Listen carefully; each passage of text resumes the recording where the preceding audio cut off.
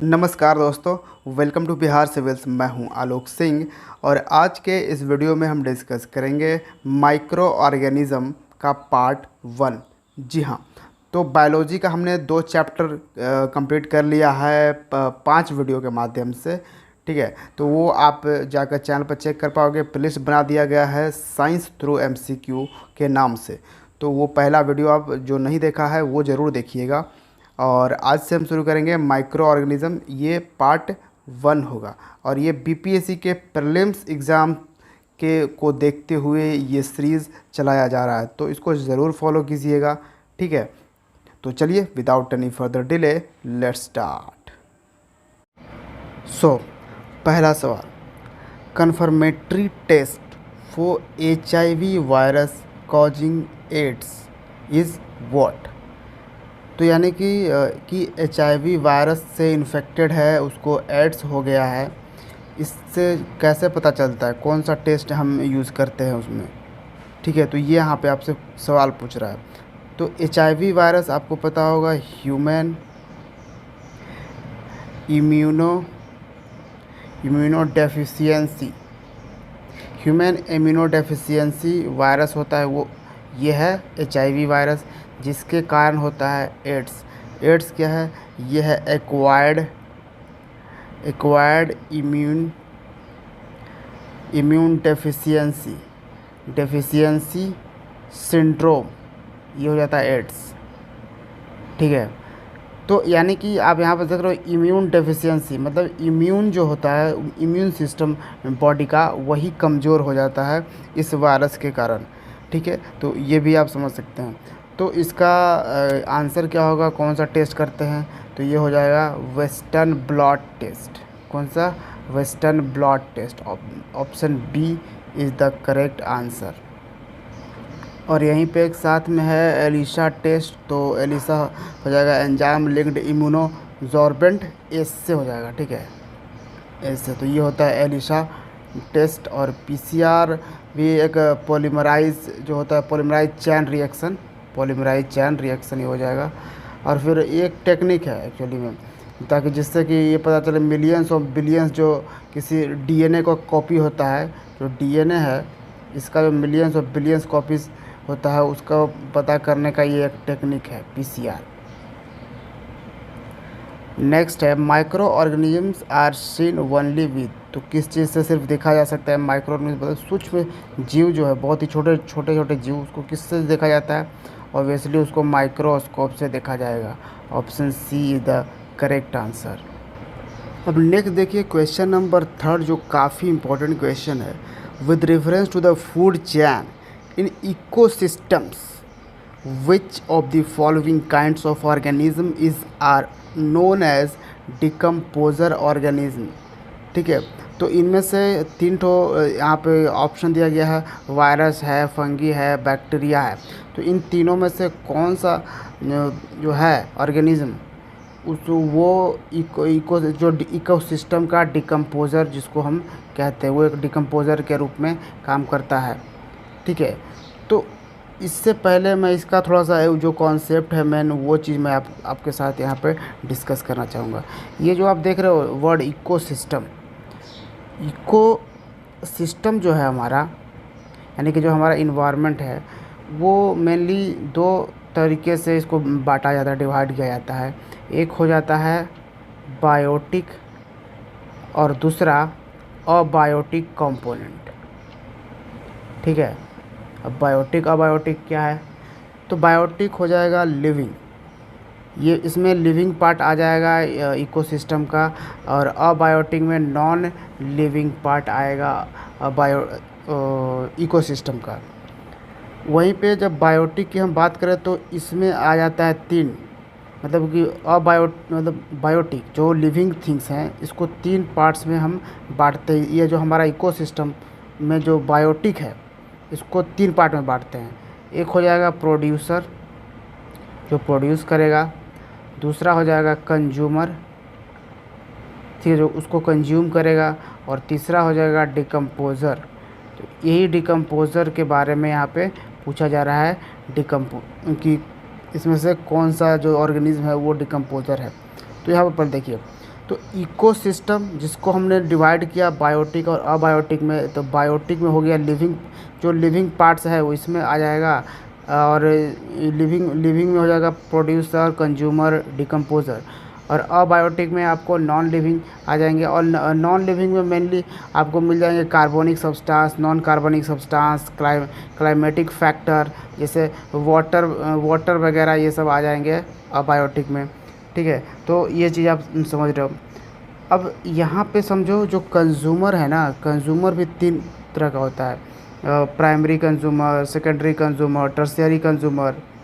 ठीक है, तो प्रोड्यूसर कौन होता है, ये आपको यहाँ पे कॉन्सेप्ट जानना चाहिए। प्रोड्यूसर आखिर होता कौन है? तो प्रोड्यूसर होता है जो उसको प्रोड्यूस करता है, यानी खाना खुद से बना सकता है। जैसे जो ग्रीन प्लांट है वो किसी पर निर्भर नहीं रहते, वो खुद से खाना बनाते हैं अपने। ठीक है, तो वो प्लांट वो प्रोड्यूसर में आ जाएगा। अब जहाँ तक बात करें कंज्यूमर की, तो जो कंज्यूमर होता है ना, ये डिपेंड करता है प्राइमरी पर। ठीक है, प्राइमरी कंपोनेंट जो होता है, प्राइमरी कंज्यूमर जो होता है उस पर डिपेंड करता है कंज्यूमर। ठीक है, क्योंकि ये यहाँ पे पौधों से, ये पौधों पर डिपेंड रहता है। पौधा अपना खाना खुद बना रहा है, लेकिन इसको खाना हो ये पौधा ही खाता है, तो ये पौधों पे डिपेंड रहता है। ठीक है, तो कंज्यूमर भी 3 टाइप का अब हो जाता है, कंज्यूमर प्राइमरी, सेकेंडरी और टर्शरी कंज्यूमर। तो जो प्राइमरी कंज्यूमर होगा ना, वो ग्रीन प्लांट्स पे डिपेंड रहेगा, ये तो आपको पता ही होगा। फिर सेकेंडरी जो कंज्यूमर हो जाएगा वो डिपेंड होगा इस पे, यानी कि देखिए जैसे ये पौधा है। ठीक है, इस पौधे को कोई हिरन खा रही है। ठीक है, तो ये जो पौधा हुआ, ये पौधा प्राइमरी हो गया। ये प्राइमरी कंज्यूमर इसलिए हो गया क्योंकि ये खुद से खाना बना रहा है, खुद से प्लांट बनाता है। लेकिन जो ये हिरन हो गया, ये सेकेंडरी कंज्यूमर हो गया। सेकेंडरी कंज्यूमर इसलिए क्योंकि ये खुद से खाना बना नहीं रहा है, ये तो ग्रीन प्लांट को खा ले रहा है, जहाँ पे ग्रीन प्लांट देख रहा है उगा हुआ वो खा ले रहा है। फिर अब यहाँ पे लोमड़ी वगैरह की बात करें, फॉक्स। अब फॉक्स क्या है? फॉक्स ये जो हिरन वगैरह है इसी को खा जा रहा है, तो ये फॉक्स क्या हो जाएगा? ये टर्शियरी कंज्यूमर हो जाएगा। ये सब कंज्यूम ही कर रहे हैं, लेकिन सब अलग अलग तरीके से, कोई एक दूसरे पर डिपेंड होकर कंज्यूम कर रहे हैं। फॉक्स, टाइगर, शेर वगैरह आप समझ ही रहे हो। ठीक है, यहाँ पे टाइगर है, और जो प्राइमरी कंज्यूमर पे अभी खा रहा है। तो इस तरह से आप समझ सकते हैं कि किस तरह से वो जो फूड चैन ये बना रहता है कंज्यूमर में। और वह तो अब जो चीज़ आप यहाँ पे खाने के लिए जो एक्स्ट्रा है चीज़ें इन्वायरमेंट में, जो लाशें वगैरह सड़ी गली चीज़ें हैं, उन सब चीज़ को अब डिकम्पोज़ कौन करेगा? उसको ख़त्म हो गया कैसे? तो उसको डिकम्पोज़ करने के लिए ये होता है डिकम्पोज़र। ठीक है, अब डिकम्पोज़र में कौन कौन आता है, ये सबसे इम्पोर्टेंट बात है जो हमारे क्वेश्चन का मेन पॉइंट है। तो डिकम्पोज़ करने के लिए मेनली होता है फंगी और बैक्टीरिया, ये दोनों। ठीक है, कौन सा? यानी कि उस फूड को अगर कोई एक्स्ट्रा बचा हुआ जो भी चीज़ें यदि इन्वायरमेंट में हमारे इकोसिस्टम में पाई जाए, डेड मरा हुआ चीज़ें, तो उन सब चीज़ को अब कंज्यूम करना है, वो धीरे धीरे वो ख़त्म हो जाए वहाँ पे। तो उसके लिए क्या कौन होता है ऑर्गेनिज्म? फंगी होता है और बैक्टीरिया होता है। तो सेकंड और थर्ड, यानी कि इसमें ऑप्शन में कौन सा दिख रहा है? ऑप्शन बी, सेकंड और थर्ड सिर्फ। तो option B is the correct answer. ठीक है, तो इस बात को समझिए, ये काफ़ी इम्पोर्टेंट है। इससे अक्सर आप देखोगे बीपीएससी पूछ ही देता है। क्वेश्चन नंबर 4, वायरसेस आर क्या है? तो वायरसेस टोटल पैरासाइट होता है। टोटल पैरासाइट क्योंकि पूरी तरह से पैरासाइट, क्योंकि ये जिस जीव में जाता है फिर वो उसकी तरह बिहेव करने लगता है। तो ये नॉन लिविंग और लिविंग दोनों थिंग्स हैं, तो इसलिए इसको हम टोटल पैरासाइट बोलेंगे। Question number 5, the discovery of viruses was made by. तो वायरस जो है इसकी डिस्कवरी किसने खोज की थी सबसे पहली बार? तो इवानोस्की ने। Option A is the correct answer.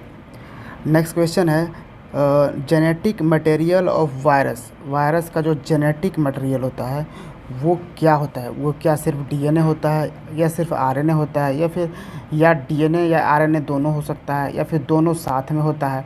कौन सा आंसर सही होगा? तो इसका आंसर सी सही होगा, क्योंकि ये या तो उसमें डीएनए वायरस होगा या फिर आरएनए वायरस होगा, ये दोनों ही वायरस पाए जाते हैं। नेक्स्ट है बैक्टीरिया वॉज डिस्कवर्ड फर्स्ट। अब बैक्टीरिया सबसे पहले किसने इसको डिस्कवर किया था? तो बैक्टीरिया को ल्यून हुक ने किया था। Option A is the correct answer. Virus को जहां इवानोस्की ने किया था, वहीं बैक्टीरिया का सबसे पहले खोज किसने किया? द ल्यून हुक ने किया था। Option A is the correct answer. Next है xenobiotics which are inherently resistant to microbial attack are as. तो जो जेनोबायोटिक्स है ये एक केमिकल सब्सटेंस है जो बॉडी में पाया जाता है। तो ये इनहेरेंट करता है रेसिस्टेंट टू माइक्रोबियल अटैक से बचाता है। किसके कारण?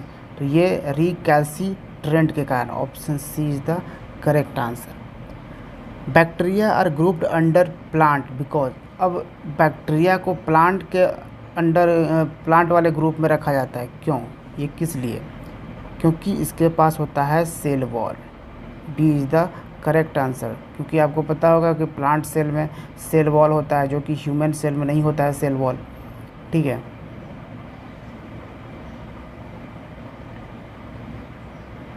नेक्स्ट देखिए, बढ़िया क्वेश्चन है। Which of the following statements is are correct?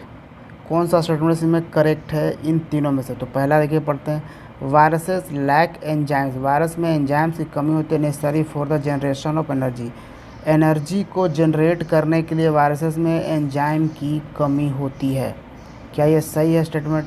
जी हाँ, ये स्टेटमेंट बिल्कुल ही सही है। ठीक है। फिर आते हैं next. Viruses can be cultured in any synthetic medium में। क्या वायरसेस को हमेशा कल्चर्ड किया जा सकता है? तो जी नहीं, ये बिल्कुल ही गलत स्टेटमेंट है। थर्ड में देखते हैं। Viruses are transmitted from one organism to another biological vectors only. तो ये तो आप देख ही रहे हो, कोरोना वायरस ही देख रहे हो आप लोग की वायरस एक दूसरे से ट्रांसमिट हो सकता है एक ऑर्गेनिज्म से दूसरे ऑर्गेनिज्म में बाई बायोलॉजिकल वेक्टर्स के थ्रू। ठीक है। तो ये इसका आंसर कौन सा हो जाएगा? Option C 1 and 3 is the correct answer. Next आप देख लीजिए। Which one of the following fungi is commonly known as. तो इनमें से कौन सा जो फंगी है उसे कहा जाता है ब्रीड मॉल्ड? क्या बोला जाता है? Bread mould. तो ये है Rhizopus. B, Rhizopus is the correct answer. Question number 16। Yeast is an important source of what? तो ईस्ट जो है किस चीज़ का इम्पॉर्टेंट सोर्स है? विटामिन बी इसमें पाया जाता है। Option C the correct answer. Next question जो कि आज का लास्ट क्वेश्चन होगा। Which of the following is absent in bacteria? में कौन सा चीज़ जो है नहीं पाया जाता है? तो बैक्टीरिया में सेल वॉल पाया जाता है, अभी हमने आपको बताया। फिर प्लाज्मा मेम्ब्रेन भी पाया जाता है। राइबोसोम्स भी बैक्टीरिया में पाया जाता है। तो कौन सा नहीं पाया जाता है? माइटोकॉन्ड्रिया। ठीक है, माइटोकॉन्ड्रिया नहीं पाया जाता। भले ही बैक्टीरिया को भी प्लांट के कैटेगरी में रखा जाता है, लेकिन माइटोकॉन्ड्रिया बिल्कुल इसमें पाया नहीं जाएगा। Option C is the correct answer. तो ये था हमारा पार्ट 1। तो ये जो 1 आप देख रहे हो, ये इस चैप्टर का है। बायोलॉजी का पार्ट 1 हम नहीं डिस्कस कर रहे हैं, बल्कि माइक्रो ऑर्गेनिज़म चैप्टर का पार्ट 1 हमने डिस्कस किया। ठीक है। और इसके साथ मैं ऐड करता चलूँ कि बिहार सिविल्स आपको प्रोवाइड करता है पूरा साल, आपका एग्ज़ाम हो या ना हो, Bihar specific current affairs 2 format में। पहला होता है हमारा मंथली कलेक्शन, जो हर महीने आपको ये प्रोवाइड कर दिया जाता है, और हमने हाल ही में अक्टूबर महीने का भी आपको दे दिया है चैनल पे, तो आप चेक कर पाओगे। दूसरा जो वीडियो होता है हमारा, वो होता है टॉपिक डिस्कशन। तो टॉपिक डिस्कशन जो भी स्पेशल बहुत ही इम्पॉर्टेंट वीडियोस होते हैं बिहार से रिलेटेड, वो सारा कुछ भी हम डिस्कस करते हैं।